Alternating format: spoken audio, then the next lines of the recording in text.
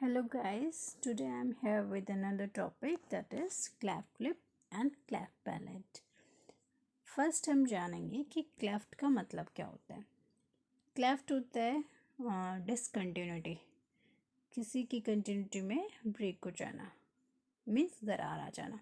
तो cleft lip मतलब हमारा लिप अच्छे से फॉर्म नहीं हुआ है। क्लेफ्ट पैलेट मतलब हमारा पैलेट अच्छे से फॉर्म नहीं हुआ है, उसमें दरार आ रही है।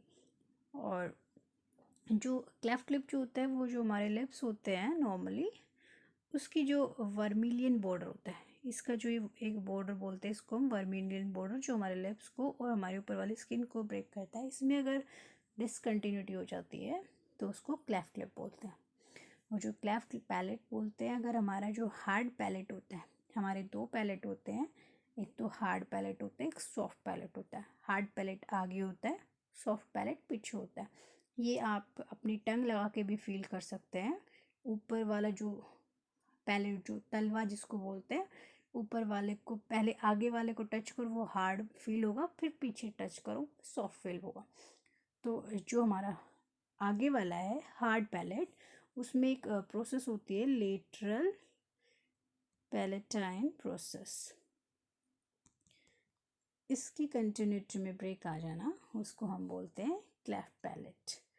इसकी मतलब इसके फ्यूजन नहीं हो पाते इस प्रोसेस का, और फिर हमारे हार्ड पैलेट में कंटिन्यूटी नहीं हो पाती, जिसको हम क्लेफ्ट पैलेट बोल देते हैं। तो अब हम आगे पढ़ते हैं।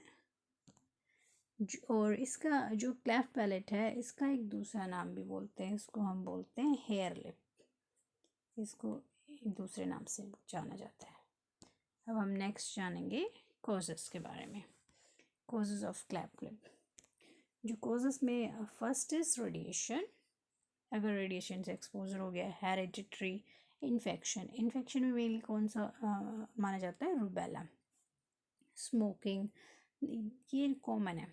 देन टेराटोजन, मेनली ये क्वेश्चन बनता है इससे कि टेराटोजन कौन सी, मीन्स टेराटोजन कौन से होते हैं। अगर कोई प्रेग्नेंट मदर है, वो कोई ऐसी ड्रग ले रही है जिससे उसके फिटस पे इफेक्ट आ रहा है, तो उसको हम टेराटोजेनिक ड्रग्स बोलते हैं।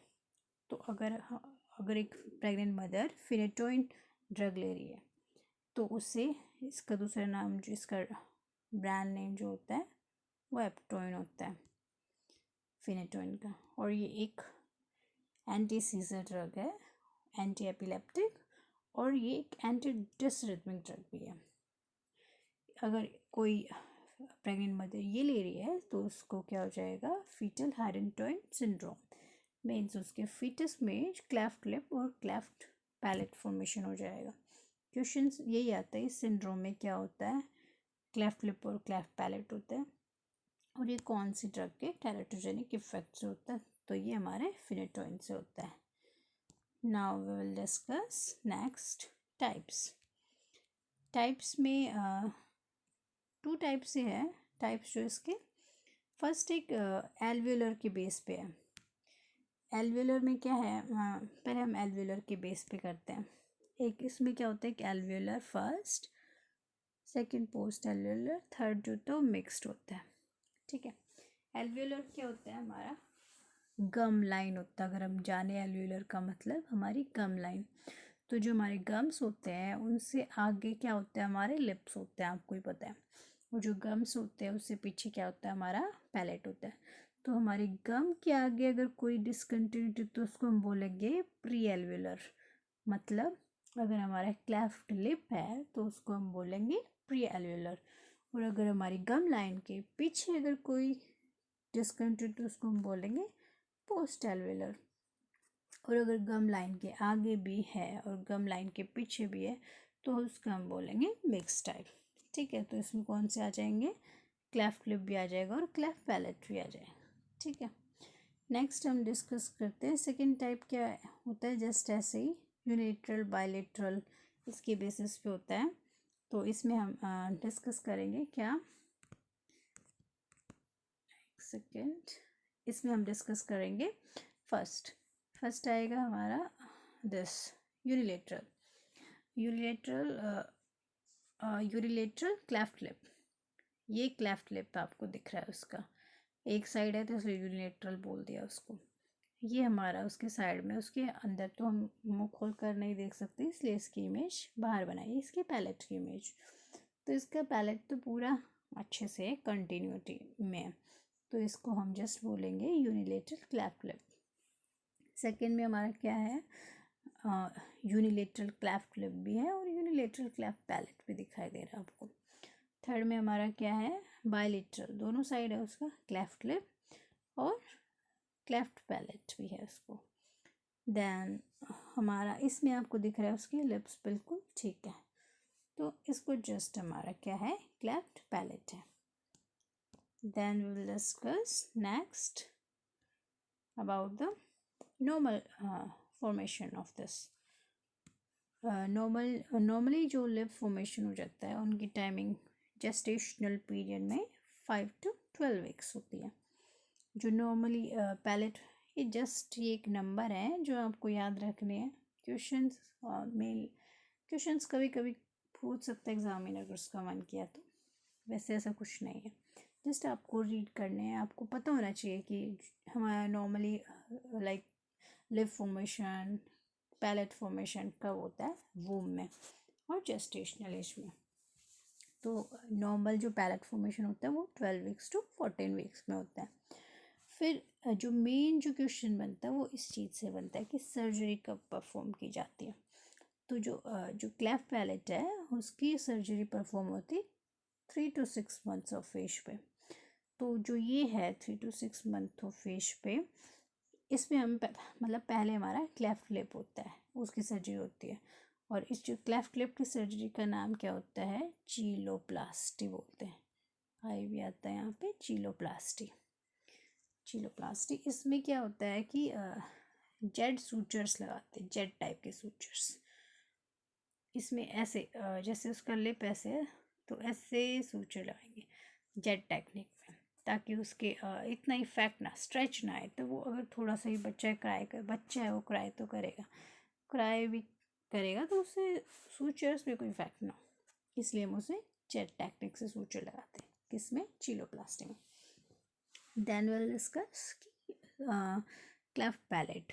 क्लेफ्ट पैलेट में इसका जो सर्जरी का नाम होता है वो होता है हमारा पैलेटोप्लास्टी।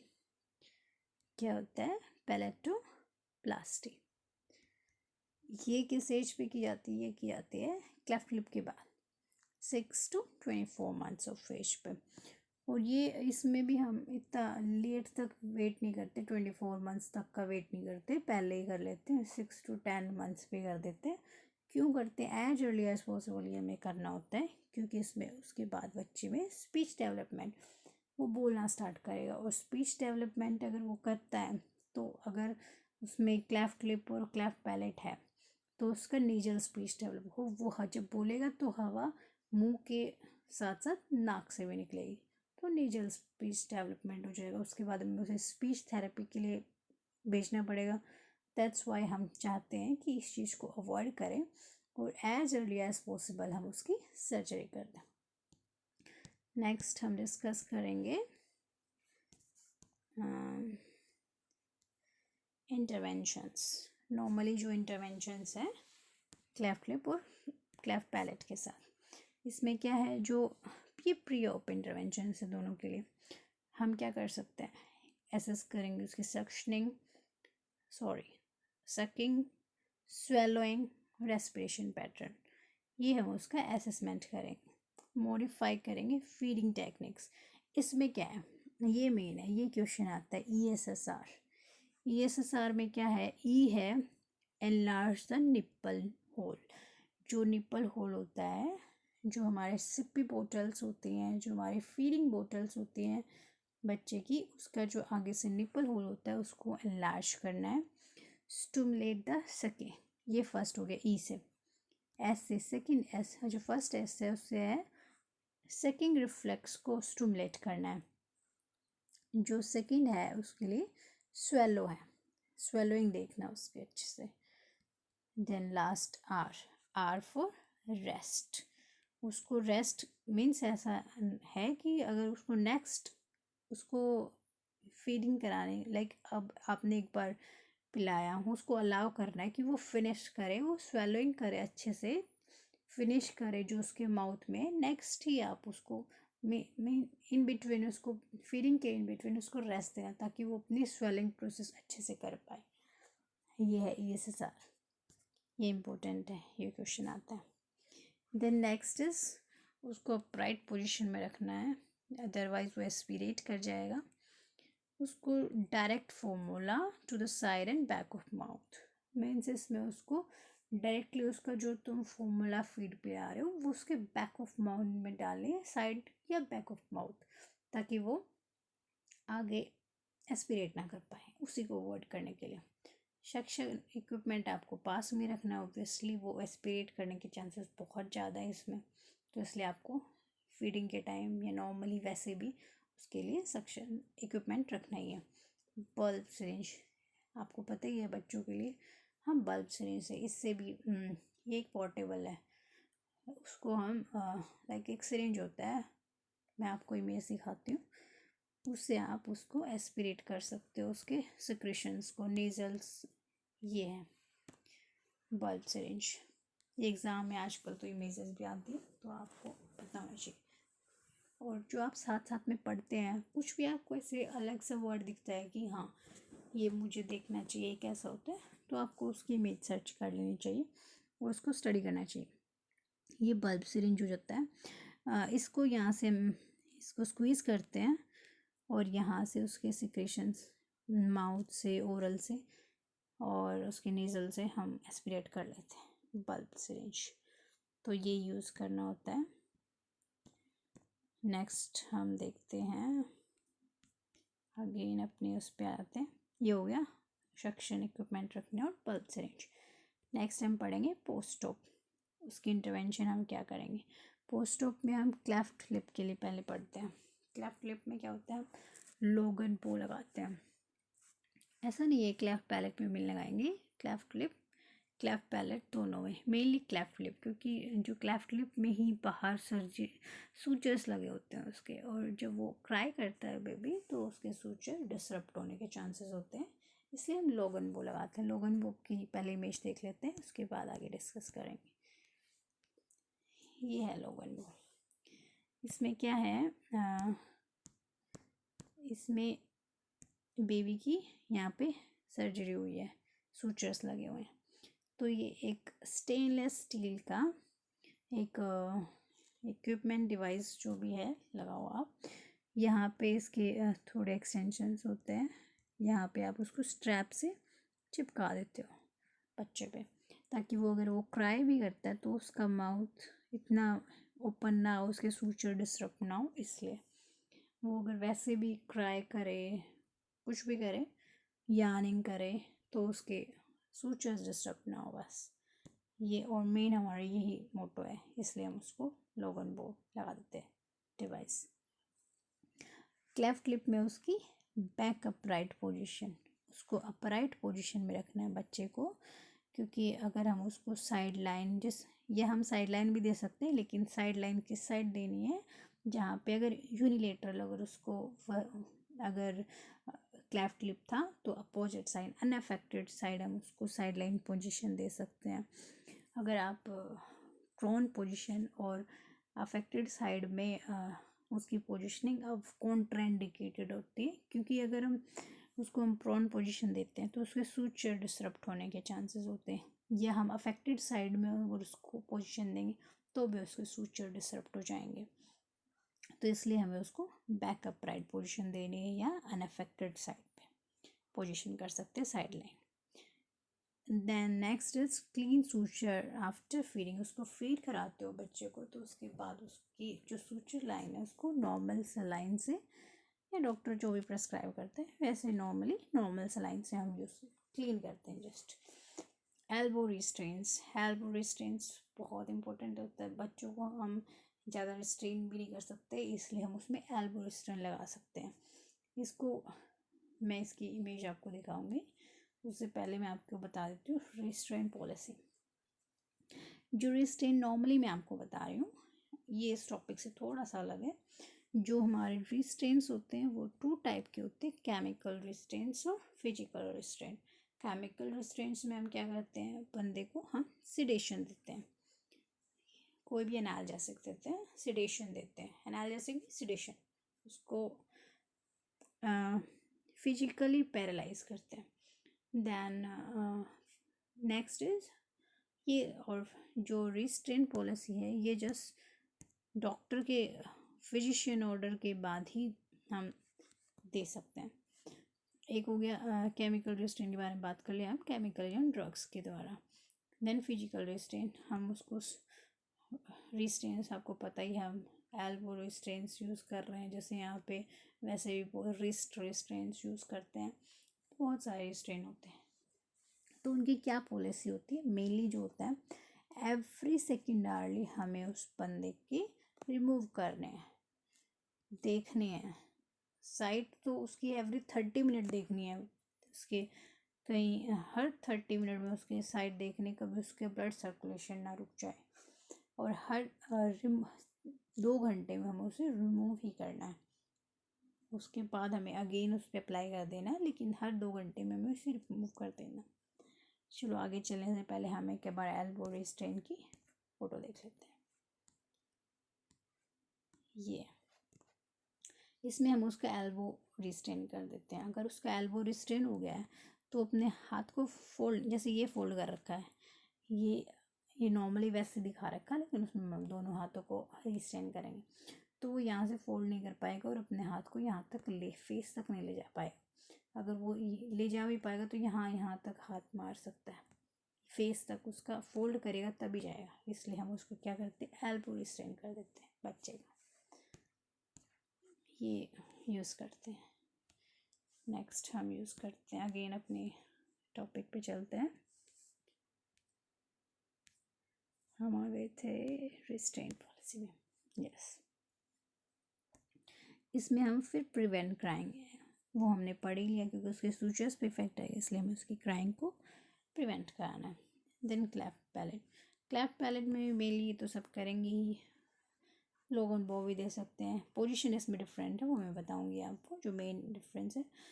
और इस क्लेफ्ट पैलेट वाले बच्चे के अंदर न थर्मामीटर, ओरल टेम्परेचर चेक नहीं करना है, बिल्कुल भी कॉन्ट्रा इंडिकेटेड है, या कुछ भी उसके ओरल में नहीं डालना है ताकि सूचर डिस्टर्ब ना हो जाए। उसके बाद एल्बो रिस्ट्रेन भी कर सकते हैं पैलेट में, क्लेफ्ट पैलेट में, लेकिन मेन जो डिफरेंस है ना वो ये है कि क्लेफ्ट पैलेट वाले बेबी को हमें प्रोवाइड प्रोन पोजीशन और साइड लाइन पोजीशन, और इसमें कॉन्ट्राइंडिकेटेड कौन सी पोजीशन होती है, सुपाइन पोजीशन। क्यों, क्योंकि इसमें हमारे सूचर्स बाहर नहीं है, अंदर है, तो उसको हम प्रोन पोजीशन दे सकते हैं, साइड लाइन दे सकते हैं, तो बाहर से सूचर्स का कोई डिस्टर्ब होने का कोई चांसेस ही नहीं है इसलिए। लेकिन इसमें हम सुपाइन इसलिए नहीं देंगे क्योंकि उसके अंदर सूचर्स लगे हुए हैं, तो सिक्रेशन बार बार आएगा, सिक्रेशन बार बार आएगा, तो इसमें वो एस्पिरेट होने के चांसेस हैं, इसलिए उसको प्रॉन पोजीशन देंगे, साइड लाइन पोजीशन देंगे, ताकि उसके सिक्रेशंस रिमूव होते रहें बार बार और एस्पिरेशन का चांसेस कम हो जाए। ये हमने इमेज देख ही ली है, दैट इज़ लोगन बो। ये हमने पढ़ा है अभी, क्या था, बल्ब सिरिंज। ये हमने एल्बो रिस्ट्रेन देख लिया था। Now next we will see complications. Complication क्या है, इमीडिएट होती है और लेट कॉम्प्लिकेशन होती है। इमीडिएट कॉम्प्लिकेशंस तो we can see like poor sucking होगी बच्चे की, पुअर फीडिंग होगी, एस्पिरेशन के चांसेस होंगे, तो ये कॉम्प्लिकेशन होंगे, इसलिए हमें इनसे प्रिवेंट करना है बच्चों को। लेट कॉम्प्लिकेशन क्या होंगी, इसमें भी जो मेन कॉम्प्लिकेशन जो आती है हमारी ओटाइटिस मीडिया, जिस पे क्वेश्चन बनता है एग्ज़ाम में, मोस्ट इम्पोर्टेंट, इसको आप डबल स्टार दे दो बेशक। दिस इज़ ओटाइटिस मीडिया, इसकी लेट कॉम्प्लिकेशन होती है। क्यों होता है ओटाइटिस मीडिया, क्योंकि आप लोग सब जानते ही हैं, हमारे, इसको थोड़ा बड़ा कर लेते हैं, हमारा जो स्टेचियन ट्यूब पाई जाती है हमारे नेज़ोफेरिंग से हमारे ईयर से कनेक्शन में स्टेचियन ट्यूब होती है, जो कि हमारी प्रेशर इक्विलेंस का काम करती है। यहाँ पे इसके नेज़ोफेरिंग्स में इसके अगर वो खाना खाएगा तो फूड पार्टिकल्स, क्योंकि उसमें पैलेट में, क्लेफ्ट पैलेट या क्लेफ्ट लिप में उसके यहाँ पे एस्पिरेट होने के चांसेस हैं, उसके क्लेफ्ट बना हुआ है तो वो एस्पिरेट होने के चांसेस ऑब्वियसली, और वहाँ से नेजोफेरिंक्स में ये है तो यहाँ से फूड पार्टिकल डायरेक्ट चला जाएगा और वहाँ पे इन्फेक्शन हो जाएगा कहाँ, ईयर में, दैट इज़ ओटाइटिस मीडिया। और ओटाइटिस मीडिया अगर किसी को हो गया तो उसको किस चीज़ का रिस्क रहेगा, ईयरिंग लॉस का। तो ये मोस्ट इम्पोर्टेंट क्वेश्चन है। देन उसके बाद एबनॉर्मल टिथ प्लेसमेंट, बच्चे का क्लेफ्ट लिप है, क्लेफ्ट पैलेट है, गम लाइन भी डिसरप्टेड है, तो मीन्स उसके थोड़ा टिथ में भी एबनॉर्मल प्लेसमेंट हो जाएगा, तो उसको बाद में डेंटिस्ट को भी दिखाना पड़ेगा। नेजल स्पीच वो हमने देख ही लिया है, क्योंकि अगर उसका हम क्लेफ्ट पैलेट है तो जो वो बात करेगा तो उसकी एयर जो होती है वो माउथ से तो आती है बाहर, लेकिन उसके नोज से भी आएगी, तो उसको नेजल स्पीच डेवलप हो जाएगा। तो इसलिए हमें उस बच्चे को स्पीच थेरेपी के लिए भेजना पड़ेगा। उसके बाद एक मोस्ट इम्पोर्टेंट चीज़ जो हमारी रह गई थी वो थी जो चीलोप्लास्टी होती है, जो क्लेफ्ट लिप होता है, उसका एक रूल ऑफ 10 हमारा आता है क्लेफ्ट लिप में कि रूल ऑफ 10। इसमें क्या होता है कि इसकी सर्जरी के लिए, क्लेफ्ट लिप की सर्जरी के लिए, वैसे हमने पढ़ा है कि इतना मैंने बताया आपको 3 to 6 मंथ्स में हम उसकी सर्जरी करते हैं मेनली। मीन्स ये है उसका टाइमिंग, आइडियल टाइमिंग। बट उससे पहले हम कब, मतलब उसमें बच्चे में क्या क्या होना चाहिए, होना ही चाहिए जो कंपलसरी, अगर उससे कम है तो नहीं चलेगी, फिर हम सर्जरी नहीं कर पाएंगे, तो उसको हम बोलते हैं रूल ऑफ 10। एज जो बच्चे की है वो 10 वीक्स तो एटलीस्ट होनी ही चाहिए, उससे पहले हम नहीं कर सकते किसी भी हालत में। वेट है जो बच्चे का 10 पाउंड होना ही चाहिए। HP जो हीमोग्लोबिन है वो 10 ग्राम होना ही चाहिए। दिस 3 जो 10 है इसको हम रूल ऑफ 10 बोलते हैं। ये चीलोप्लास्टी की सर्जरी में काम आता है। चीलोप्लास्टी इज ओनली सर्जरी, उसमें हम ये देखते हैं रूल ऑफ 10। सो गाइस आज हमने पढ़ा है चीलोप्लास्टी, पैलेटोप्लास्टी, क्लेफ्ट लिप, क्लेफ्ट पैलेट, उसका other name, causes, interventions, important points. If you like my videos, please comment करना, शेयर करना, लाइक करना। Thank you very much.